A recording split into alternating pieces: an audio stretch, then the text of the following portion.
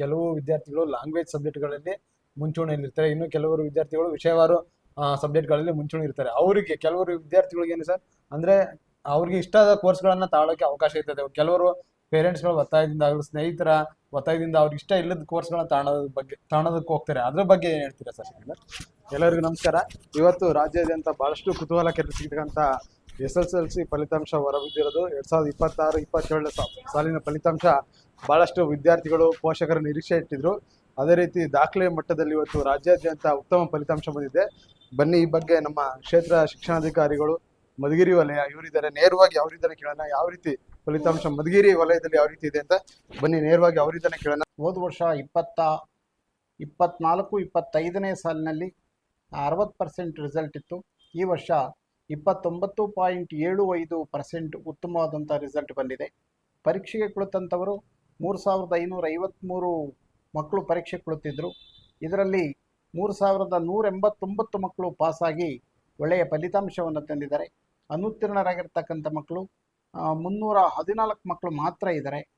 ಇದರಲ್ಲಿ ಸರ್ಕಾರಿ ಪ್ರೌಢಶಾಲೆಯಲ್ಲಿ 91.58% ಬಂದಿದೆ ಸರ್ಕಾರಿ ಶಾಲೆಯ ಫಲಿತಾಂಶ. ಮತ್ತು ಅನುದಾನ ಸಹಿತ ಶಾಲೆಗಳ ಫಲಿತಾಂಶ 79.88 ಇದೆ. ಅನುದಾನ ರಹಿತ ಶಾಲೆಗಳ ಫಲಿತಾಂಶ 96.02 ಇದೆ. ಜೊತೆಯಲ್ಲಿ ಈ ವರ್ಷನೂ ಕೂಡ ಗ್ರಾಮೀಣ ಮಟ್ಟದ ವಿದ್ಯಾರ್ಥಿಗಳು, ಆ ವರ್ಗದ ವಿದ್ಯಾರ್ಥಿಗಳು ಉತ್ತಮ ಸಾಧನೆ ಮಾಡಿದ್ದಾರೆ. ಅದರ ಬಗ್ಗೆ ಏನು ಹೇಳ್ತೀರಾ? ಗ್ರಾಮೀಣ ವಲಯದಲ್ಲಿ ಸಾಕಷ್ಟು ಪ್ರೌಢಶಾಲೆಗಳಿದೆ. ಹಾಗಾಗಿ ಗ್ರಾಮೀಣ ವಲಯದಲ್ಲಿ ಓದ್ತಾ ಇರ್ತಕ್ಕಂಥ ವಿದ್ಯಾರ್ಥಿಗಳು ಶೈಕ್ಷಣಿಕವಾಗಿ ತುಂಬ ಮುಂದೆ ಇದ್ದಾರೆ. ಸರ್ಕಾರಿ ಪ್ರೌಢಶಾಲೆನ 3 ವರ್ಷಗಳಿಂದ 2023-24ರಿಂದ ಈ ಒಂದು ಪರೀಕ್ಷೆಯ ತನಕ ನಾವೇನು ಮಾಡ್ತಾ ಇದ್ದೀವಿ, CC ಕ್ಯಾಮ್ರಾದ ಅಡಿಯಲ್ಲೇ ಮಕ್ಕಳಿಗೆ ಪರೀಕ್ಷೆಯನ್ನು ನಡೆಸ್ತಾ ಇರೋದ್ರಿಂದ ಅತ್ಯಂತ ಪಾರದರ್ಶಕವಾಗಿ ಆ ಮಕ್ಕಳು ಪರೀಕ್ಷೆಯನ್ನು ಬರೆದು ಪ್ರಯತ್ನವನ್ನು ಅವರು ಮಾಡಿರೋದ್ರಿಂದ ತಾಲೂಕಿನ ಫಲಿತಾಂಶ ಹೆಚ್ಚಾಗಲಿಕ್ಕೆ ಸಾಧ್ಯವಾಗಿದೆ. ಹಾಗಾಗಿ ಶಿಕ್ಷಕ ಸಮುದಾಯ ಈ ಒಂದು ಫಲಿತಾಂಶದ ಯಶಸ್ಸು ಶಿಕ್ಷಕ ಸಮುದಾಯಕ್ಕೆ ಹೋಗಬೇಕು ಅಂತೇಳಿ ನಾನಂತೂ ಭಾವಿಸ್ತೇನೆ. ಅತಿ ಹೆಚ್ಚು ಅಂಕ ನಮ್ಮ ತಾಲೂಕಿಗೆ 620 ಅಂಕವನ್ನು ಅರ್ಹಾನ್ ಶಾಲೆಯ ಪುನೀತ್ ಸಿ ಎಂಬತಕ್ಕಂಥ ವಿದ್ಯಾರ್ಥಿ ಗಳಿಸಿದ್ದಾನೆ. ಗಳಲ್ಲಿ ಅತಿ ಹೆಚ್ಚು ಅಂಕವನ್ನು ಪಡೆದಂತಹ ಶಿಕ್ಷಕರೇ ಅಲ್ಲಿ ಕೆಲಸ ಮಾಡ್ತಾ ಇರೋದ್ರಿಂದ ಅವರೆಲ್ಲರೂ ಕೂಡ ಉತ್ತಮವಾಗಿ ಪಾಠಗಳನ್ನು ಮಾಡಿ, ಜೊತೆಗೆ ವಿಶೇಷ ತರಗತಿಗಳನ್ನು ನಡೆಸಿ, ಮನೆ ಭೇಟಿಗಳನ್ನು ನೀಡಿ, ಪೋಷಕರಿಗೆ ಮಕ್ಕಳಿಗೆ ಮಾರ್ಗದರ್ಶನವನ್ನು ಮಾಡ್ತಾ ಜೀವನ್ ಟಿ ಎಂ ಎಂಬತಕ್ಕಂಥ ವಿದ್ಯಾರ್ಥಿ ಅರ್ಹಾನ್ ಶಾಲೆಯ ವಿದ್ಯಾರ್ಥಿ 620 ಅಂಕವನ್ನು ಪಡೆದು ಇಡೀ ತಾಲ್ಲೂಕಿಗೆ ಉತ್ತಮವಾದಂತಹ ಹೆಸರನ್ನು ತಂದುಕೊಟ್ಟಿದ್ದಾನೆ. 2ನೇ ಸ್ಥಾನದಲ್ಲಿ ಕೀರ್ತನ ಸೆಂಟಾನ್ ಶಾಲೆ ಶಿರಾ, 3ನೇ ಸ್ಥಾನವನ್ನು ಬಲ್ಕಿಸ್ ಖಾನಂ ಸೆಂಟಾನ್ ಶಾಲೆ 618 ಅಂಕಗಳನ್ನು ಪಡ್ಕೊಂಡಿದ್ದಾರೆ. ಮತ್ತು ಸರ್ಕಾರಿ ಶಾಲೆಗಳು ಅತಿ ಹೆಚ್ಚು ಅಂಕವನ್ನು ದಾಖಲಿಸುವ ಮೂಲಕ ಒಳ್ಳೆಯ ಫಲಿತಾಂಶವನ್ನು ಪಡೆದುಕೊಳ್ಳುವ ಮೂಲಕ ಮುಂಚೂಣಿಯಲ್ಲಿದೆ. ವಸತಿ ಶಾಲೆಗಳು 4 ವಸತಿ ಶಾಲೆಗಳು 100% ಫಲಿತಾಂಶವನ್ನು ದಾಖಲು ಮಾಡಿದ್ದಾರೆ. ಅನುದಾನ ರಹಿತ ಶಾಲೆಯವರು 5 ಶಾಲೆಯವರು 100% ಫಲಿತಾಂಶವನ್ನು ದಾಖಲೆ ಮಾಡಿದ್ದಾರೆ.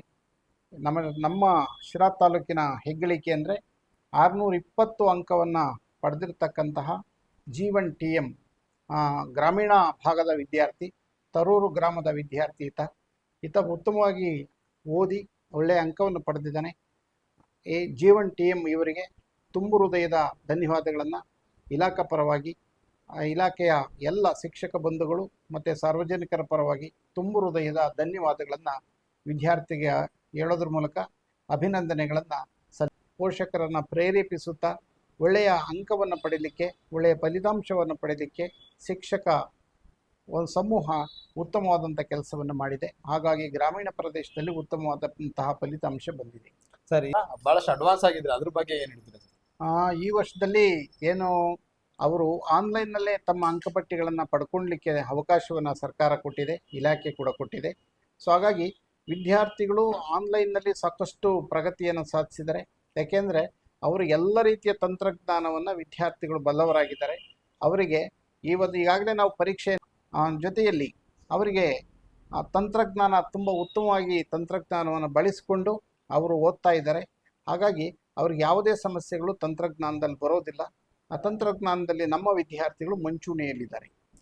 Okay sir. ಇನ್ನೊಂದು ಸರ್, ವಿದ್ಯಾರ್ಥಿಗಳಿಗೆ ಮತ್ತು ಪೋಷಕರಿಗೆ ಒಂದು ಏನ್ ಕಿವಿ ಮಾತು ಹೇಳೋದಾದ್ರೆ ಈಗ ಅನುಕರಣೆ ಕೆಲವರು ವಿದ್ಯಾರ್ಥಿಗಳು ಅನುತ್ತೀರ್ಣರಾಗಿದ್ದಾರೆ. ಉತ್ತಮವಾದಂಥ ಕೆಲಸವನ್ನು ಮಾಡಿದರೆ ವಿಶೇಷ ತರಗತಿಗಳನ್ನು ತೆಗೆದುಕೊಳ್ತಕ್ಕಂಥದ್ದು, ಮನೆ ಮನೆ ಭೇಟಿಯನ್ನು ಕೊಡ್ತಕ್ಕಂಥದ್ದು, ಪೋಷಕರಿಗೆ ಮಾರ್ಗದರ್ಶನ ಮಾಡುವಂಥದ್ದು, ವಿದ್ಯಾರ್ಥಿಗಳಿಗೆ ಮೋಟಿವೇಶನ್ ಮಾಡ್ತಕ್ಕಂಥದ್ದು, ಈ ರೀತಿಯಲ್ಲಿ ಶಿಕ್ಷಕರು ಅವರದೇ ಆದಂತಹ ತಂತ್ರಗಳನ್ನು ಬಳಸಿ ಫಲಿತಾಂಶ ಉತ್ತಮಪಡಿಸಲಿಕ್ಕೆ ನಿರಂತರವಾದಂತಹ ಪ್ರಯತ್ನವನ್ನು ಅವರು ಮಾಡಿರೋದ್ರಿಂದ ತಾಲೂಕಿನ ಫಲಿತಾಂಶ ಹೆಚ್ಚಾಗಲಿಕ್ಕೆ ಸಾಧ್ಯವಾಗಿದೆ. ಒಂದು ಕಿವಿ ಮಾತು ಹೇಳೋದಾದ್ರೆ ಏನ್ ಹೇಳ್ತೀರಾ ಸರ್?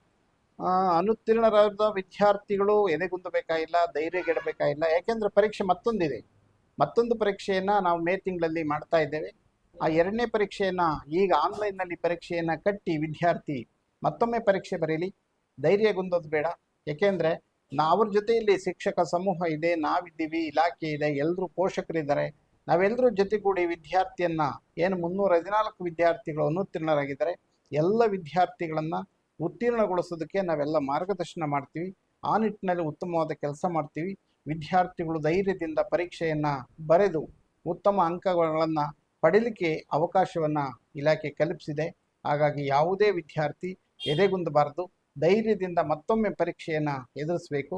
ಸೋಲು ಗೆಲುವಿನ ಮೆಟ್ಟಿಲಾಗುತ್ತೆ. ಹಾಗಾಗಿ ವಿದ್ಯಾರ್ಥಿಗಳು ಧೈರ್ಯದಿಂದ ಮತ್ತೊಂದು ಪರೀಕ್ಷೆಯನ್ನು ಎದುರಿಸಿ ಪಾಸಾಗಿ ಅವರ ವಿದ್ಯಾಭ್ಯಾಸವನ್ನು ಮುಂದುವರಿಸಲಿಕ್ಕೆ ಅವಕಾಶ ಇದೆ. ಪೋಷಕರು ಸಹ ಅಷ್ಟೇ, ಮಕ್ಕಳಿಗೆ ಧೈರ್ಯ ತುಂಬಬೇಕು, ಮಾರ್ಗದರ್ಶನ ಮಾಡಬೇಕು. ಈ ಪರೀಕ್ಷೆ ನಂತರ ಬರ್ತಕ್ಕಂಥ ಪರೀಕ್ಷೆಯನ್ನು ಬರೆದು ಉತ್ತಮ ಅಂಕವನ್ನು ಪಡೆಯಲಿಕ್ಕೆ ಪೋಷಕರು ಮಾರ್ಗದರ್ಶನವನ್ನು ಮಾಡ್ತಾ ಮಕ್ಕಳ ಜೊತೆ ನಾವಿದ್ದೇವೆ ಎನ್ನುವಂತಹ ಭರವಸೆಯನ್ನು ನಾವೆಲ್ಲರೂ ಕೊಟ್ಟರೆ ಮಕ್ಕಳಿಗೆ ಪೋಷಕರು, ಶಿಕ್ಷಕರು, ಇಲಾಖೆ ಮಕ್ಕಳ ಜೊತೆ ಯಾವತ್ತೂ ಇರ್ತೀವಿ ಎನ್ನುವಂಥ ಭರವಸೆಯನ್ನು ನಾವು ಕೊಡ್ತೇವೆ. ಹಾಗಾಗಿ ಯಾವುದೇ ವಿದ್ಯಾರ್ಥಿ ಧೈರ್ಯಗುಂದೋದು ಬೇಡ, ಪೋಷಕರು ಸಹ ಧೈರ್ಯಗುಂದೋದು ಬೇಡ. ಪರೀಕ್ಷೆಯನ್ನು ಎದುರಿಸುವಂತಹ ಶಕ್ತಿಯನ್ನು ಪಡ್ಕೊಳ್ಳಿ. ಉತ್ತಮವಾಗಿ ಪರೀಕ್ಷೆಯನ್ನು ಬರೆದು ಎಲ್ಲ ವಿದ್ಯಾರ್ಥಿಗಳು ಎರಡನೇ ಪರೀಕ್ಷೆಯಲ್ಲಿ ಉತ್ತೀರ್ಣರಾಗಲಿ ಅಂತ ಆಶಯವನ್ನು ವ್ಯಕ್ತಪಡಿಸ್ತಾರೆ. ಸರ್, ಕೊನೆಯದಾಗಿ ಪ್ರತಿ ವರ್ಷದಂತೆ ಈ ಬಾರಿ ಸಮೇತ ಬಾಲಕಿ ವಿದ್ಯಾರ್ಥಿಗಳ ಮೇಲ್ಗೆ ಸಾಧಿಸಿದ್ರೆ ಅದ್ರ ಬಗ್ಗೆ ಏನು ಹೇಳ್ತೀರಾ ಸರ್? ಬಾಲಕಿಯರು ಸಾಕಷ್ಟು ವಿದ್ಯಾಭ್ಯಾಸದಲ್ಲಿ ಮುಂದಿದ್ದಾರೆ. ಕಾರಣ ಇಷ್ಟೇ, ಅವರು ಯಾವುದೇ ಯೋಚನೆಯನ್ನು ಮಾಡೋದಿಲ್ಲ, ವಿದ್ಯಾಭ್ಯಾಸದ ಕಡೆ ಮಾತ್ರ ಹೆಚ್ಚು ಆಸಕ್ತಿ ವಹಿಸ್ತಾರೆ. ಹಾಗಾಗಿ ಬಾಲಕಿಯರು ಮೇಲುಗೈ ಸಾಧಿಸ್ತಾರೆ. ಆದರೆ ಬಾಲಕರು ಬೇರೆ ಬೇರೆ ಹವ್ಯಾಸಗಳು, ಆಟ, ಓಟ, ಮಗದೊಂದು ಈ ರೀತಿಯಲ್ಲಿ ವಿದ್ಯಾರ್ಥಿಗಳು ಭಾಗವಹಿಸೋದ್ರಿಂದ ಸ್ವಲ್ಪ ವಿದ್ಯಾಭ್ಯಾಸದ ಕಡೆ ಗಮನ ಕಡಿಮೆ ಇತ್ತು. ಈಗ ಈ ಒಂದು ಫಲಿತಾಂಶವನ್ನು ನೋಡಿದರೆ ಖಂಡಿತ ವಿದ್ಯಾರ್ಥಿಗಳು ಕೂಡ, ಗಂಡು ಮಕ್ಕಳು ಕೂಡ ಒಳ್ಳೆಯ ವಿದ್ಯಾಭ್ಯಾಸವನ್ನು ಪಡೆದು ಒಳ್ಳೆಯ ಫಲಿತಾಂಶವನ್ನು ಮುಂದಿನ ದಿನಗಳಲ್ಲಿ ಪಡಿತಾರೆ ಅನ್ನುವಂತಹ ಆಶಾಭಾವನೆ ಮೂಡಿದೆ ನಮಗೆ. ಸರ್, ಇನ್ನೊಂದು, ಈಗ ವಿದ್ಯಾರ್ಥಿಗಳಿಗೆ ಸರ್ಕಾರಿ ಶಾಲೆ ಹೇಳ್ತೀರಾ ಸರ್ ಅದನ್ನು? ಮತ್ತೊಂದು ಸರ್ಕಾರಿ ಪ್ರೌಢಶಾಲೆ ನಾರಾಯಣಪುರ ಶಾಲೆ 100% ಫಲಿತಾಂಶವನ್ನು ಪಡ್ಕೊಂಡಿದೆ. ಅದನ್ನು ನಾವು ಮತ್ತೊಮ್ಮೆ ದೃಢೀಕರಣ ಮಾಡಿಕೊಂಡಿದ್ದೇವೆ. ಅದು ಕೂಡ 100% ಫಲಿತಾಂಶವನ್ನು ಗಳಿಸಿದೆ. ಟೋಟಲಿ ನಮ್ಮ ತಾಲೂಕಿನಲ್ಲಿ 10 ಸರ್ಕಾರಿ ಪ್ರೌಢಶಾಲೆಗಳು 100% ಫಲಿತಾಂಶವನ್ನು ಪಡ್ಕೊಂಡಿದ್ದಾರೆ. ಸರ್, ಇನ್ನೊಂದು, ವಿದ್ಯಾರ್ಥಿಗಳು ಯಾವ ಕೋರ್ಸನ್ನು ಇಷ್ಟಪಡ್ತಾರೆ ಅದನ್ನು ದಯಮಾಡಿ ಪೇರೆಂಟ್ಸು ಕೊಡಿಸಿ. ಕಾರಣ ಇಷ್ಟೇ, ವಿದ್ಯಾರ್ಥಿ ಅಪ್ಪಿಕೊಂಡಂತಹ ವಿಷಯವನ್ನು ಕೊಡಿಸಿದರೆ ವಿದ್ಯಾರ್ಥಿ ಆಸಕ್ತಿಯಿಂದ, ಸಂತೋಷದಿಂದ ಓದಲಿಕ್ಕೆ ಸಾಧ್ಯವಾಗುತ್ತೆ.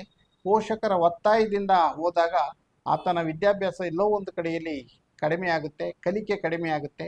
ಆ ಕಲಿಕೆಯನ್ನು ಹೆಚ್ಚು ಪ್ರೋತ್ಸಾಹಿಸಬೇಕು ಅಂದರೆ ವಿದ್ಯಾರ್ಥಿಯ ಆಸಕ್ತಿ ಇರತಕ್ಕಂಥ ಕೋರ್ಸನ್ನು ಕೊಡಿಸ್ತಕ್ಕಂಥದ್ದು ತುಂಬ ಒಳ್ಳೆಯದು.